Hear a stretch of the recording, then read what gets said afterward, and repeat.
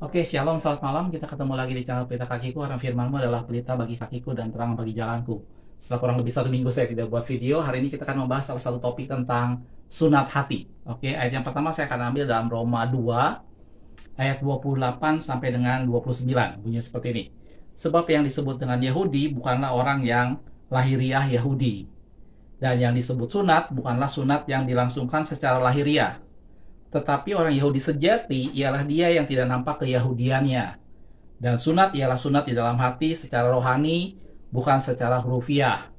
Maka pujian baginya datang bukan dari manusia, melainkan dari Allah. Nah, ini ayat yang berapa kali saya sempat ambil di beberapa video. Ini menceritakan tentang salah satunya adalah bahwa orang Yahudi sejati itu yang tidak nampak keyahudiannya. Dan yang disebut dengan sunat itu adalah bukan sunat secara hurufiah, tetapi sunat rohani. Nah, ini yang akan saya bahas sekarang mengenai sunat rohani atau sunat hati, gitu ya. Saya yakin kita semua tidak asing lagi dengan kata sunat, bahkan mungkin orang yang bukan Kristen pun sangat familiar dengan kata sunat, gitu ya. Dan kita mungkin berpikir bahwa sunat itu sesuatu yang ada pada masa perjanjian lama, gitu ya. Kalau kita bicara sunat hati, maka kita bicara sesuatu yang ada pada masa perjanjian baru. Sebenarnya, kalau kita lihat dalam firman Tuhan, sejak lama sunat hati itu sudah ada. Gitu. Jadi istilah sunat hati itu dari zaman perjanjian lama sudah ada. Kita akan lihat satu ayat dalam Ulangan 10 ayat yang ke-16. Dikatakan seperti ini. Sebab itu sunatlah hatimu dan janganlah lagi kamu tegar tengkuk. Jadi di Ulangan waktu itu Musa sudah menyampaikan kepada umat Tuhan Israel untuk mereka menyunat hati mereka. Jadi sunat hati bukan istilah dalam perjanjian baru saja. Dari sejak lama Allah sudah bicara mengenai masalah sunat hati. Gitu ya. Nah, ini yang kita lihat lebih detail mengenai apa itu sunat hati, gitu ya. Dan tadi saya dijelaskan bahwa dalam firman Tuhan sejak dari masa perjanjian lama Allah sudah berbicara mengenai sunat hati, gitu. Dalam ayat yang lain dalam Yeremia 4 ayat yang keempat, firman Tuhan bilang seperti ini, sunatlah dirimu bagi Tuhan. Lanjutannya, dan jauhkanlah kulit katan hatimu. Jadi Tuhan ngomong lagi, jauhkanlah kulit katan hatimu. Kita udah tahu bahwa sunat itu adalah proses di mana kulit katan pria dipotong, gitu. Dan dalam Yeremia dikatakan di sana, jauhkanlah kulit katan hatimu. Dengan kata lain, hati kita suruh disunat. Jadi udah ada istilah sunat hati dalam perjanjian lama, gitu. Lanjutannya, hai orang Yehuda dan penduduk Yerusalem, supaya jangan murkaku mengamuk seperti api dan menyala-nyala dengan tidak ada yang memadamkan, oleh karena perbuatan-perbuatanmu yang jahat. Jadi itulah sunat, gitu ya. Jadi sunat ada sunat lahiriah dan ada sunat hati. Dan ingat, sunat hati itu bukan istilah yang muncul hanya di perjanjian baru. Di perjanjian lama sunat itu sudah ada istilah sunat hati. Gitu. Ayat yang lain kalau kita lihat dalam Yeskiel, di sini dijelaskan lagi bahwa sunat ada dua macam, yaitu sunat secara lahiriah dan sunat hati, gitu ya. Dalam Yeskiel 44 ayat yang ke-9 dikatakan seperti ini. Oleh sebab itu beginilah firman Tuhan Allah. Tidak seorang pun dari orang asing yang hatinya dan dagingnya tidak bersunat. Di sini dijelaskan lagi yang hatinya dan dagingnya tidak bersunat. Jadi dua macam, sunat dalam hati dan sunat oleh daging, gitu ya. Dia bilang tidak ada seorang pun dari orang asing yang hatinya dan dagingnya tidak bersunat boleh masuk ke dalam tempat kudusku. Ya, setiap orang asing yang di tengah-tengah orang Israel. Jadi jelas dari awal Allah sudah berbicara mengenai sunat hati, gitu ya. Jadi sunat memang ada dua, sunat secara lahiriah dan sunat hati, gitu ya. Sunat hati semata-mata bukan istilah perjanjian baru, itu sejak dari perjanjian lama Allah sudah berbicara untuk umat Tuhan menyunat hati mereka. Dalam tadi Yeremia dikatakan, buanglah kulit katan dari hatimu, jauhkanlah kulit katan dari hatimu. Kita disuruh bersunat. Ya, dalam firman Tuhan dikatakan tidak ada seorang pun yang boleh masuk tempat kudus, baik orang yang bersunat yang tidak bersunat hatinya maupun dagingnya. Jadi memang ada dua, sunat hati dan sunat secara lahiriah. Gitu. Nah, sekarang kalau kita bisa lebih detail lagi mengenai sunat secara lahiriah, sunat ini pertama kali diperkenalkan pada waktu Allah berbicara kepada Abraham, gitu ya. Allah mengungkapkan janji-janjinya kepada Abraham dan Allah mulai memperkenalkan kepada Abraham yang namanya sunat. Jadi sunat itu adalah salah satu peraturan dalam firman Tuhan, salah satu peraturan yang jauh lebih tua dari hukum Taurat. Jadi kalau kita bicara hukum Taurat yang lain tentang apa sih namanya hal-hal aturan-aturan peribadatan, sunat jauh lebih tua dari itu, gitu ya. Karena sunat pertama kali diperkenalkan oleh Allah kepada Musa, gitu ya. Kepada Abraham, ya. Nah, sekarang kalau kita lihat apa sih sebenarnya tujuan kenapa sunat itu diberikan. Kita akan lihat ayat yang pertama dalam Kejadian 17 ayat 10. Dikatakan seperti ini. Inilah perjanjianku yang harus kamu pegang. Perjanjian antara aku dengan kamu serta keturunanmu. Yaitu setiap laki-laki di antara kamu harus disunat. Jadi pertama kali Allah memperkenalkan sunat kepada Abraham itu sebagai bentuk bahwa sunat ini adalah bukti bahwa seseorang penerima janji Allah. Dia adalah bukti bahwa orang tersebut berhak menerima janji Allah dengan cara dia bersunat. Walaupun itu masih secara lahiriah ya. Gitu. Jadi tujuan sunat yang pertama adalah menjadikan bukti itu sebagai seseorang penerima janji Allah. Dan yang kedua, kalau kita ayat yang lain dalam Kejadian 17 tadi lagi, ayat yang ke-14 di bawahnya, dan orang yang tidak bersunat, yakni laki-laki yang tidak dikerat kulit katanya, maka orang itu harus dilenyapkan dari antara orang-orang sebangsanya. Karena apa? Karena ia telah mengingkari perjanjianku. Jadi jelas yang pertama tujuan sunat adalah itu menjadi bukti bahwa orang yang bersangkutan menerima janji Allah. Itu karena itu Allah menyuruh pada Abraham untuk bersunat dan keturunannya semua bersunat sebagai bukti bahwa mereka keturunan Abraham penerima janji Allah. Itu tujuan sunat yang pertama. Dan yang kedua adalah sunat itu yang memisahkan antara orang yang bukan umat Tuhan dengan umat Tuhan. Bahkan kalau ada orang asing yang ingin bergabung menjadi umat Tuhan, maka syaratnya dia harus bersunat. Gitu ya. Kita akan lihat dalam Keluaran 12 ayat 48. Dikatakan seperti ini.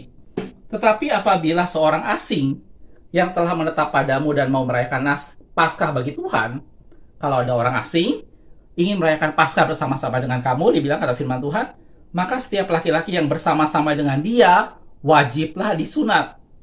Barulah ia boleh mendekat untuk merayakannya. Ia akan dianggap sebagai orang asli. Tetapi tidak seorang pun yang tidak bersunat boleh memakannya. Jadi yang kedua tujuan sunat itu membedakan antara orang asing dengan umat Tuhan. Setiap orang yang bersunat dia boleh diperhitungkan sebagai umat Tuhan. Itu adalah dua tujuan Allah mengemukakan sunat kepada Abraham. Yang pertama adalah untuk memberikan bukti bahwa orang yang bersangkutan berhak menerima janji. Itulah sebabnya dia bersunat. Dan yang kedua, sunat bertujuan untuk memisahkan umat Tuhan dengan bukan umat Tuhan. Jadi kalau ada orang yang bukan umat Tuhan mau bergabung merayakan persembahan Paskah tadi dibilang dalam firman Tuhan dikatakan, maka dia harus bersunat. Sunat itu untuk menunjukkan bahwa orang asing bergabung menjadi umat Tuhan. Itu membedakan antara yang bukan umat Tuhan dengan yang umat Tuhan. Itu dua tujuan sunat yang ada dalam Perjanjian Lama yang berhubungan dengan sunat secara lahiriah. Gitu. Nah, kalau kita lihat sekarang dalam Perjanjian Baru, itu semua digenapi dalam Kristus. Kalau kita lihat sekarang dalam Galatia 3 ayat 29 dikatakan, jikalau kamu adalah milik Kristus, maka kamu juga adalah keturunan Abraham dan berhak menerima janji Allah. Tujuan sunat yang pertama adalah dia berhak menerima janji. Dan Galatia bilang, kalau kita di dalam Kristus, maka kita berhak menerima janji Allah. Itulah sebabnya sunat lahiriah tidak kita gunakan lagi pada masa Perjanjian Baru. Pada masa Perjanjian Baru kita tidak mengenal lagi sunat secara lahiriah. Yang kita tetap gunakan adalah, yang kita tetap bicarakan adalah sunat di dalam hati. Karena sunat lahiriah yang pertama adalah sebagai bukti bahwa orang itu penerima janji. Nah, kalau kita di dalam Kristus, kata Galatia tadi, kalau kita di dalam Kristus, maka kita menjadi penerima janji Allah. Itulah yang menggantikan sunat. Gitu ya. Dalam Efesus 1 ayat 11 dikatakan seperti ini. Aku katakan di dalam Kristus, dia bilang, karena di dalam dialah kamu mendapat bagian yang dijanjikan. Di dalam Kristus kita menjadi penerima janji. Gitu. Sehingga sunat lahiriah tidak perlu lagi. Gitu. Kamu yang dari semula ditentukan untuk menerima maksud itu sesuai dengan menerima bagian itu sesuai dengan maksud Allah yang dalam segala sesuatu bekerja menurut keputusan kehendaknya. Jadi jelas pas masa Perjanjian Baru, Yesus itulah mengenapi semua tentang hukum Taurat. Dan sunat termasuk di dalamnya. Walaupun sunat sudah ada sebelum masa hukum Taurat. Karena salah satu bukti sunat adalah dia menjadi orang yang berhak menerima janji. Dan dalam firman Tuhan dikatakan, kalau kita di dalam Kristus, maka kita adalah keturunan Abraham yang berhak menerima janji. Sehingga fungsi sunat sudah digantikan oleh kehadiran Kristus. Di dalam dia, kita berhak menerima janji. Dan yang kedua, fungsi sunat tadi sudah dijelaskan, fungsi sunat adalah memisahkan antara umat Tuhan dengan bukan umat Tuhan. Dan kalau kita lihat di dalam 1 Petrus 2, ayat 9-10 dikatakan gini, tetapi kamulah bangsa yang terpilih. Ini ayat yang sangat populer. Imamat yang rajani, bangsa yang kudus, umat kepunyaan Allah sendiri. Supaya kamu memberitakan perbuatan-perbuatan yang besar dari Dia yang telah memanggil kamu keluar dari kegelapan kepada terangnya yang ajaib. Lanjutannya, kamu yang dahulu bukan umat Allah, tetapi sekarang telah menjadi umatnya. Itu fungsi sunat yang kedua, yaitu orang yang bukan umat Allah sekarang menjadi umat Allah. Dan itu sudah digenapi di dalam Kristus. Gitu. Kamu yang dahulu bukan umat, tetapi sekarang telah menjadi umatnya. Yang dahulu tidak dikasihani, tetapi sekarang telah beroleh belas kasihan. Jadi sunat lahiriah tidak ada lagi dalam masa perjanjian baru. Dalam masa perjanjian baru, fungsi sunat sebagai penerima janji dan sebagai bukti umat Tuhan itu digenapi di dalam Kristus.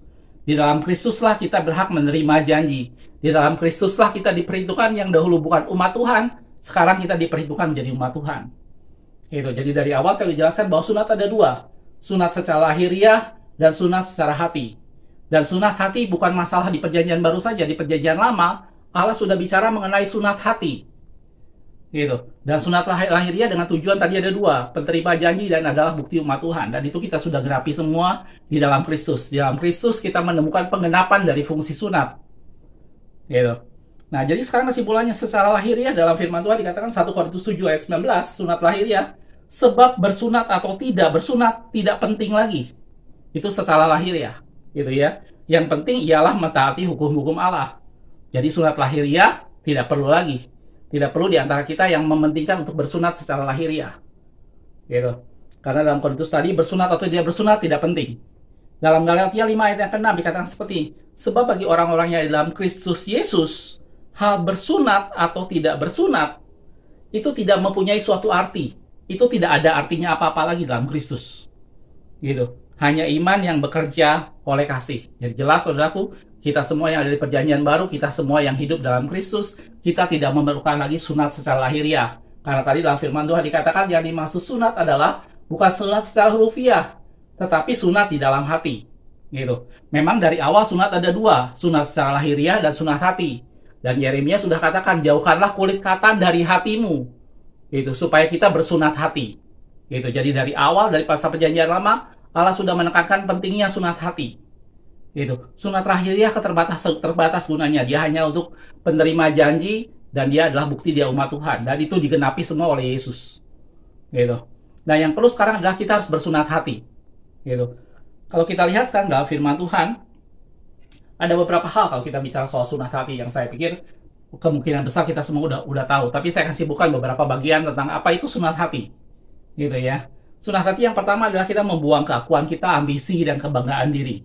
Gitu ya. Apabila kita masih mengandalkan kemampuan diri kita, masih ego dan egosentris, maka Allah minta itu kita bersunat hati. Pada saat kita sunat hati, kita menjauhkan kulit katan dari hati kita. Kita menjauhkan keegoan kita. Kita menjauhkan kebanggaan diri kita.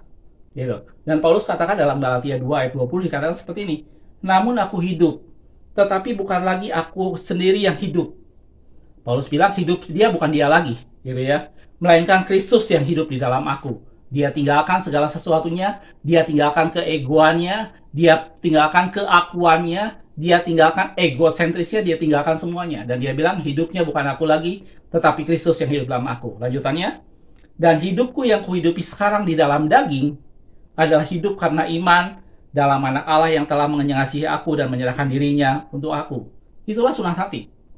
Sunat hati adalah kita membuang segala keegoan kita membuang segala ambisi-ambisi, kita membuang segala sesuatu yang membuat kita membanggakan diri kita, yang membuat bahwa kita memiliki sesuatu yang bisa kita banggakan. Dalam firman Tuhan katakan, janganlah orang kaya bermegah karena kekayaannya, atau orang pandai bermegah karena kepandaiannya, atau orang kuat bermegah karena kekuatannya. Tetapi barang siapa yang mau bermegah, baiklah dia bermegah karena mengenal Tuhan. Itu kata firman Tuhan. Gitu. Dan itulah yang dimaksud dengan sunat hati. Jadi sunat hati yang pertama adalah kita meninggalkan keegoan kita. Kita meninggalkan egosentris kita. Menganggap diri kita sebagai pusat segala sesuatu. Menganggap diri kita menjadi sesuatu hal yang harus menjadi pusat perhatian atau apapun juga. Gitu ya.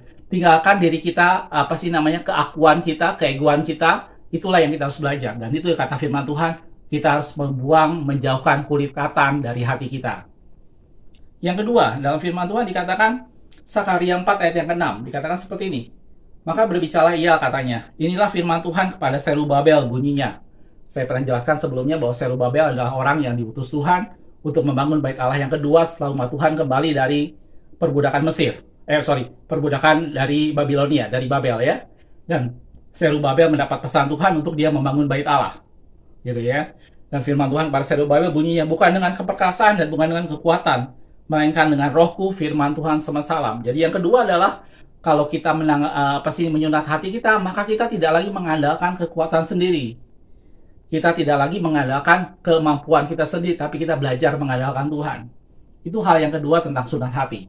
Jadi pada sunat hati kita meninggalkan keegoan kita meninggalkan sesuatu yang kita banggakan, dan yang kedua kita belajar mengandalkan Tuhan. Yang ketiga dalam sunat hati adalah menyerahkan dan melakukan kehendak Allah. Kita belajar untuk meletakkan kehendak kita dan keinginan kita, semuanya kita lakukan untuk melakukan kehendak Allah. Gitu ya. Dalam Yohanes 4 ayat 34, kata Yesus kepada mereka, makananku ialah melakukan kehendak Dia yang mengutus aku dan menyelesaikan pekerjaannya. Dan inilah yang Allah mau untuk kita bersunat hati. Jauhkanlah kulit katan dari hati kita. Kita belajar meletakkan keegoan kita belajar merendahkan diri kita belajar untuk belajar melakukan kehendak Allah, kita belajar untuk tidak lagi mengandalkan kekuatan sendiri. Firman Tuhan katakan, terkutuklah orang yang mengandalkan kekuatannya sendiri, tetapi diberkatilah orang yang mengandalkan Tuhan, kata firman Tuhan seperti itu. Gitu. Dan kita harus belajar melakukan kehendak Tuhan, bukan kehendakku, melainkan kehendakmu. Kita berdoa biar kehendak Tuhan jadi dalam kehidupan kita masing-masing. Dan itulah yang dimaksud dengan sunat hati. Dan firman Tuhan katakan, yang disebut dengan sunat itu bukan sunat secara lahiriah, tetapi sunat hati. Ya, mari kita semua masing-masing melakukannya dalam kehidupan kita sehari-hari. Tinggalkan keegoan kita, tinggalkan keakuan kita, dan belajar kita melakukan kehendak Allah. Itulah kita bersunat dalam hati kita. Makasih sudah menonton. Kita ketemu di video berikutnya. Biar tubuh, jiwa, dan roh kita terpelihara sampai kedatangan Yesus yang dua kali. Tuhan Yesus memberkati.